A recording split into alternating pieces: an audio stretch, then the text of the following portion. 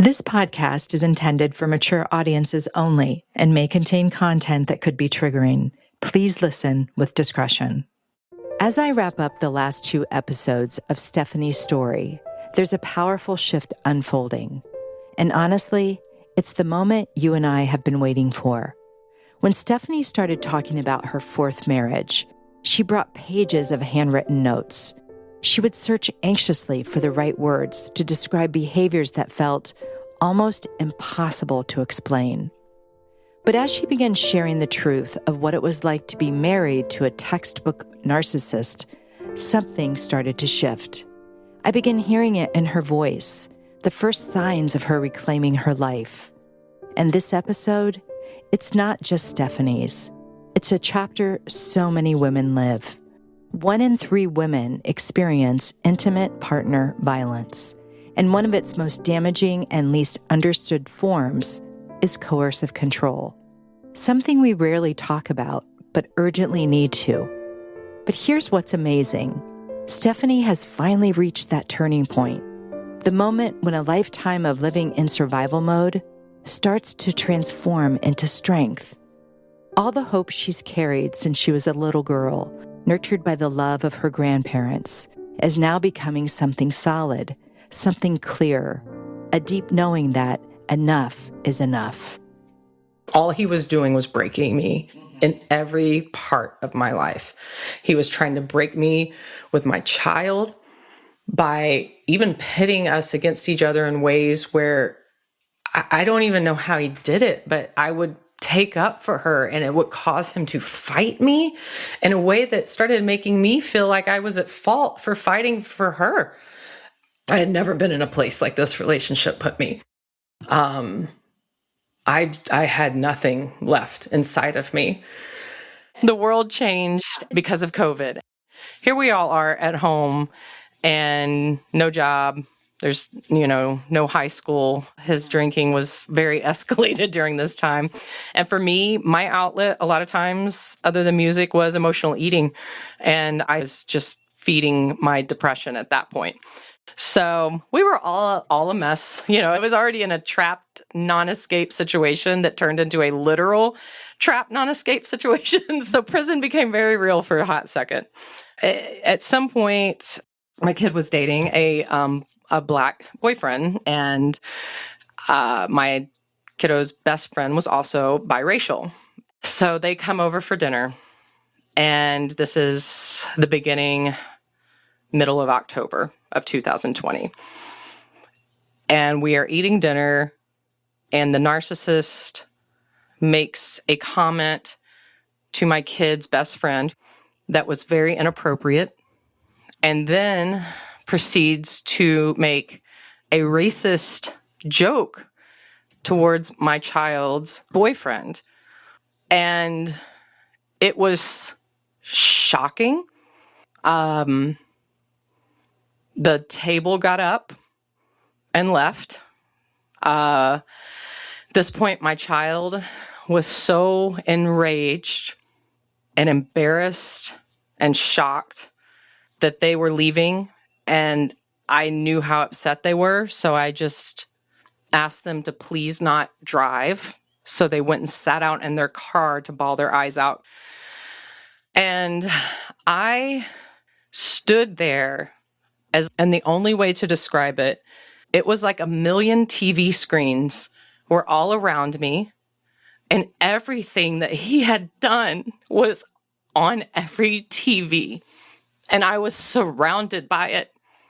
And I got so scared in that moment that it caused me to calm myself, because that was the first time something had happened that was so jarring that there was no excuse for what he had just done. And it's like my brain and my body connected and just gave me enough energy to see what I needed to see. And I was overwhelmed, and I knew if I reacted that I would never get out of there. And so I stayed calm. He made excuses. I told him I understand. And I walked outside and sat in the car with my child. And I cried my eyes out with them for a second. And then I pulled myself together and I said, I'm going to need you to calm down. I'm going to need you to go back in the house with me and you can go to bed and you need to pretend like everything's okay. And I went back in the house and I pretended like everything was okay. Leaving isn't a clean break. It's a quiet act of courage, a decision made in the middle of fear. On average, it takes 7 attempts for a survivor to break free. Because when you've lived in survival mode for so long, choosing your own peace doesn't feel quiet. It feels like a revolution. And for Stephanie, this wasn't the moment the cycle didn't just shift. It began to crack open, not with noise, but with one brave, steady choice. And that next day, I got up, I went into my music studio, I put my music headphones on to pretend like I was working on music that day. I would just be like, yeah, I'm just really enjoying today. I'm happy I'm getting this chance, blah, blah, blah. The whole time, I'm messaging a few key women at this point to say, I need help. This is the first time in my life that I'd also had somehow built a community of people in my life that I could reach out for help. I am a strong person, but I had been literally sucked of all energy at this point. And I had 3 women that I was talking to that day on and off via text message all day and getting a letter together to write to him to tell him that I needed a break. I made sure that my child was out of the house that evening, spending the night with a friend. I sat down with him in a loving way because at this point, I still don't know exactly what's happening. I just know it's not okay. I sat down with a written sheet of reasons to tell him I needed a 2-week break because my mind was so clouded and I was so tired that I cannot think straight and something is wrong, but I need to figure that out and I need space. It was like things like we're fighting all the time. There's things you've said that are a little confusing to me. It's like I was being honest, but also being vague at the same time because I didn't want to point the finger at just one person. I really thought I was still the bad guy in a lot of ways.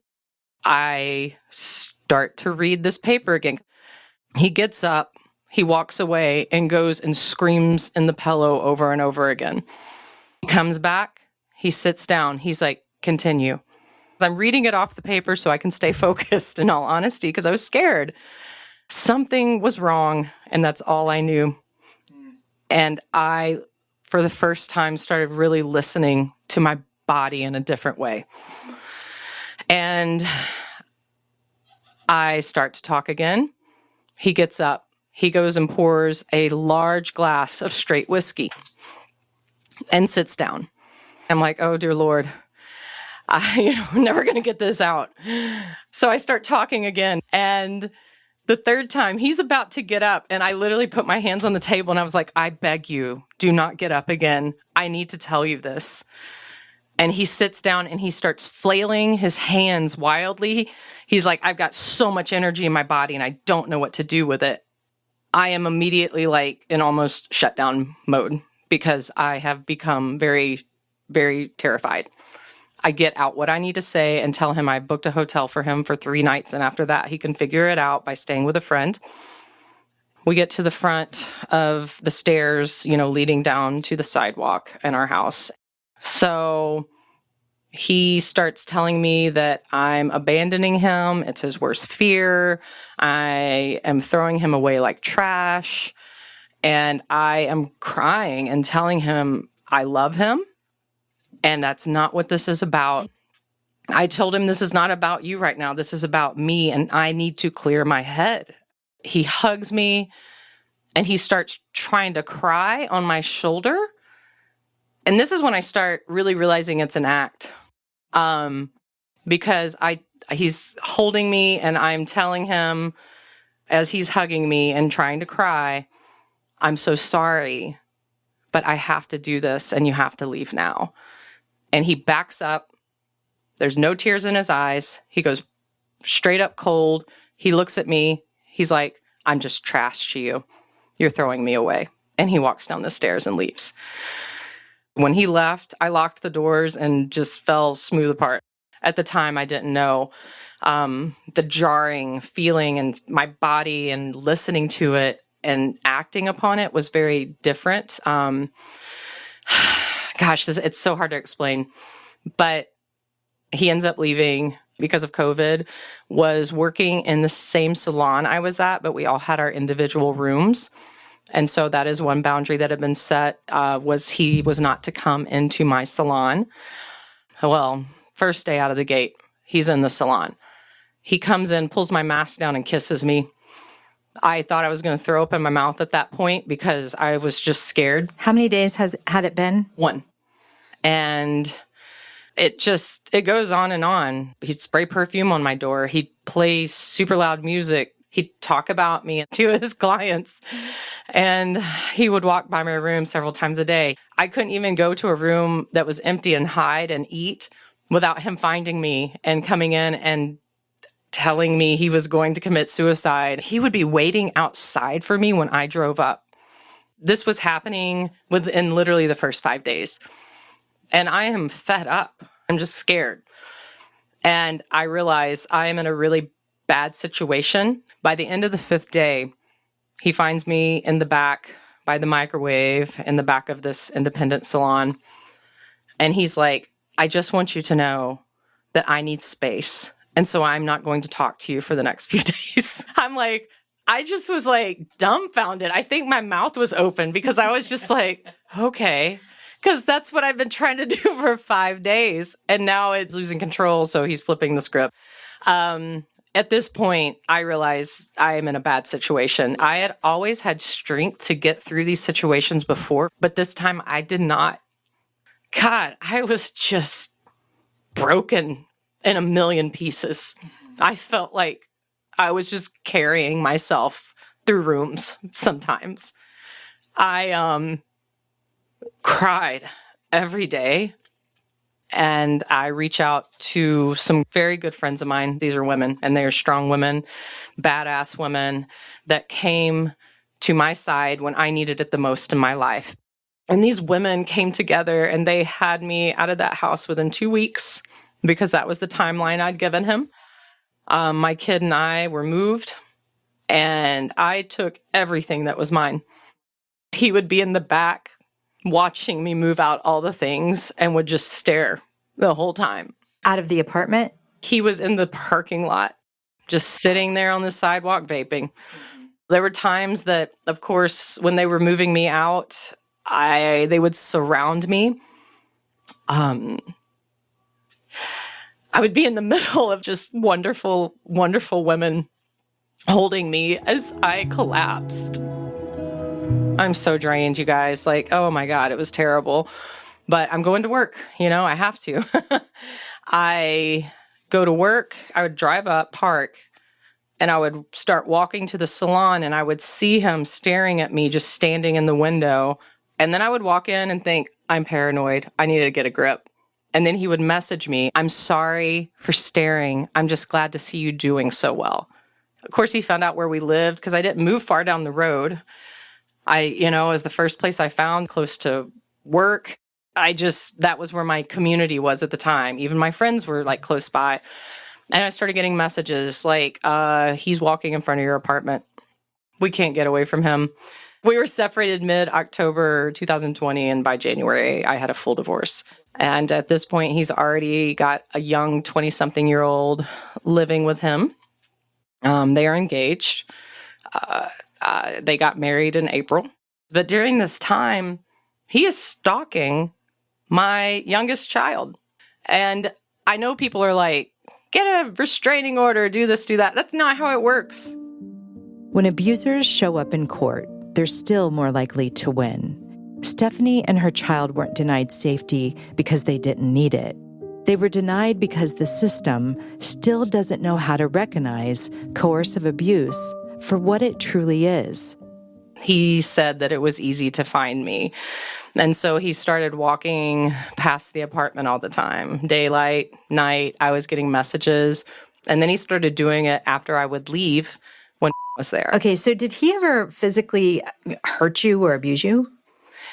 He did not physically hit me or anything, but especially in some of the beginning of our relationship, there was some pretty severe sexual abuse.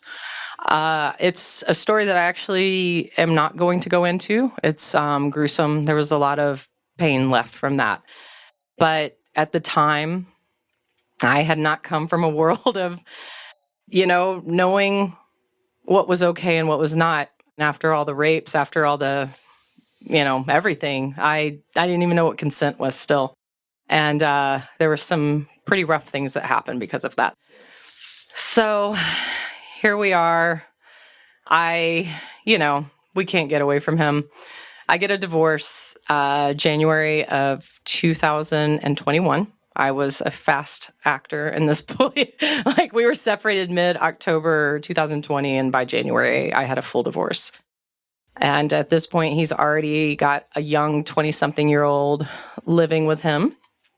He was still going to do whatever he needed to do to break me. But it came down to October of 2021, he finally stopped stalking my child. What made him stop? I think that is when he got the divorce from the wife he was married to at that time. And I don't know what stopped it. I had a village, but they were there and they scooped me up with open arms. And my friends, if you're listening to this, I will tell you, I could not have done this without you. You are the most amazing people, and I'm so, so thankful to have you in my life. I also want to say my kiddo that went through this, one of the strongest people I'll ever know. I love them so much. And despite all the hard things we have gone through and the hard things that I put them through because of my relationships, they are loving, caring, empathetic, and just a solid human being. And I am so proud of them and how they've carried themselves through this situation. I developed PTSD when I would see his car, for instance. I would run over curbs. And then I started having flashbacks from the relationship that I was in as a child bride.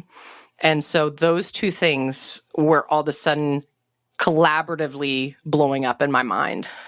At the beginning, January of 2021 was when I realized I needed help so badly. I went to a therapist for the first time.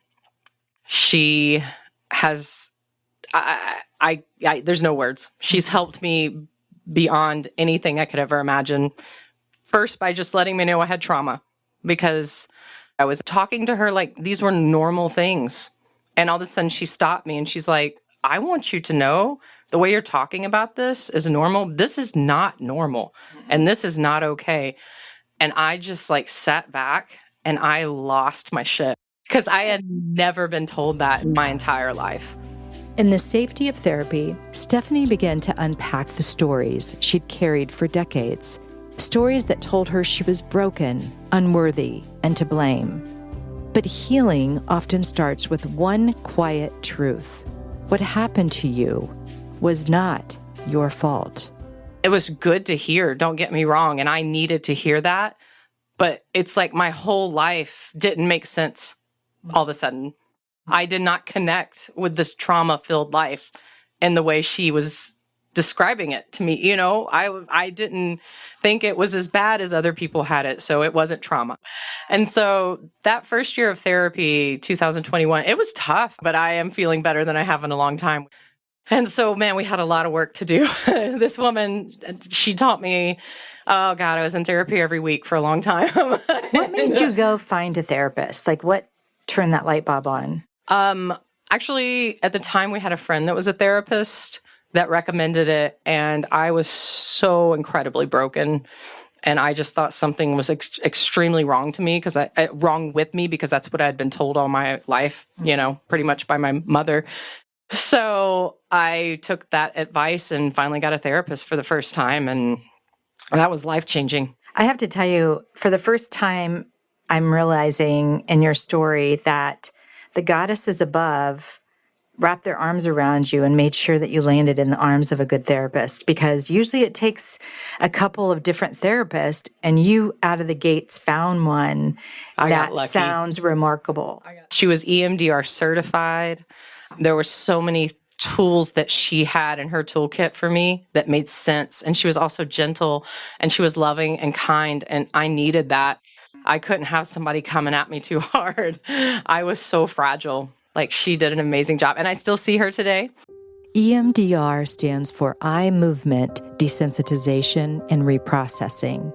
It's a form of trauma therapy that helps Stephanie begin to heal in ways she did not know was possible.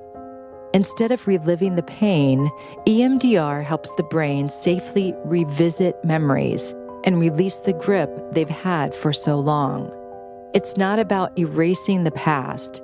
It's about finding freedom from it. And for so many survivors, that's where real healing begins. Therapy's never over. I feel like everybody needs one. Even if you don't need it often, still have one. It's a true example of how valuable therapy is. And if you at all question any position you're in your life, make the phone call. Yeah. And if you're not comfortable with the first person you see, find another person. That's right. Like this person, I got so lucky finding her right out of the gate.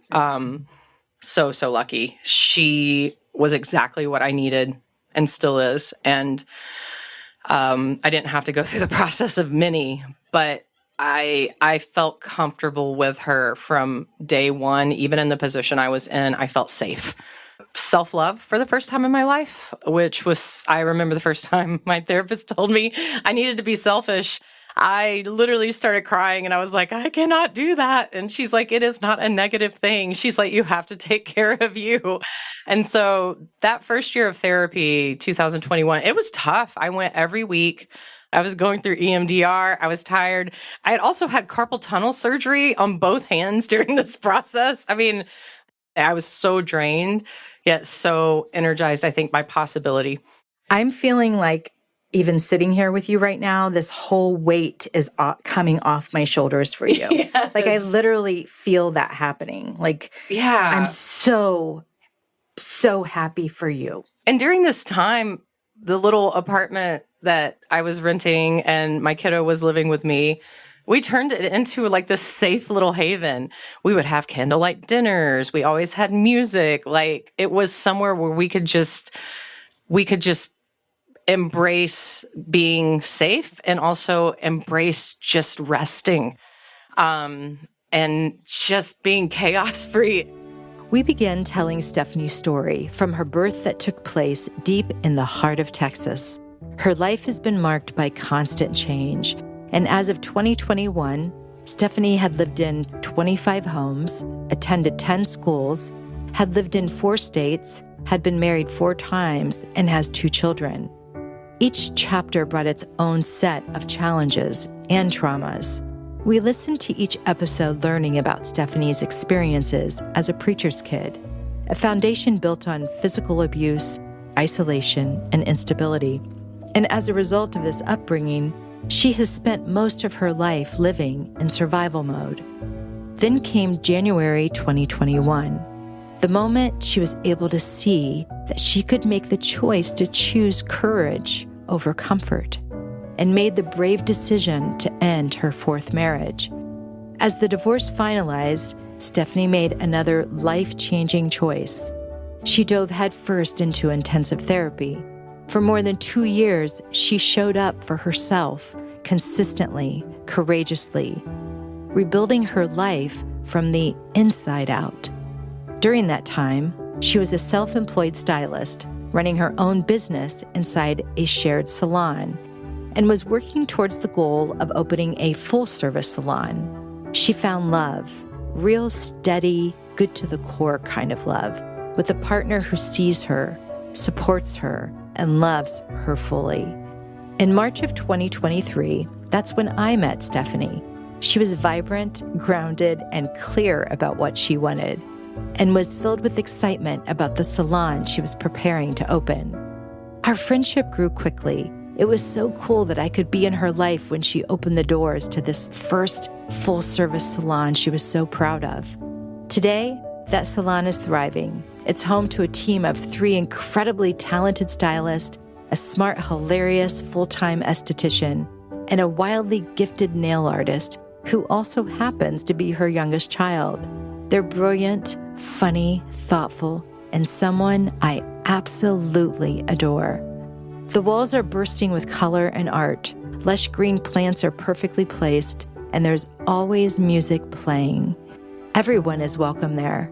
Stephanie has built a space that is judgment-free, LGBTQ+ inclusive, and filled with love. It's warm, it's safe, it's hers, and it's one of the happiest places I have the gift to visit.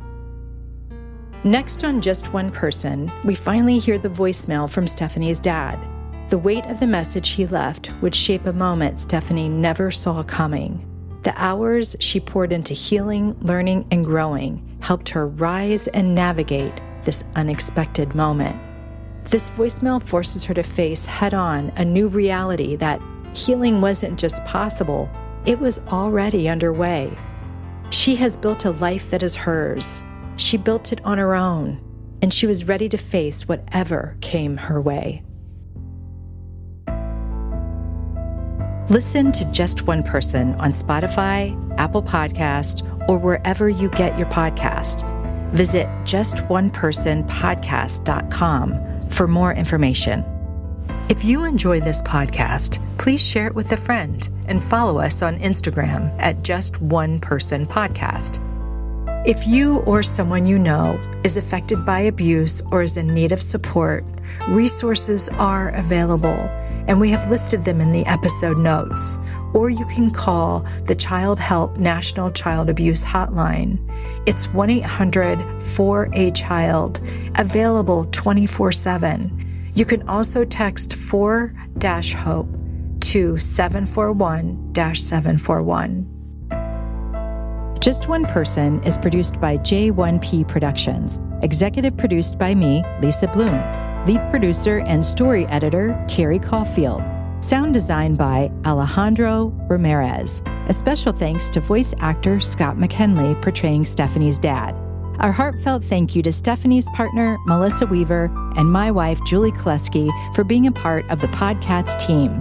Also to Stephanie's 3 close friends, Krista, Annalisa, and Bex, for participating in this series. Music for this podcast is from Epidemic Sound and Soundstripe. Original music recorded and performed by our first season's guest, Stephanie Michelle and the Michelle Band.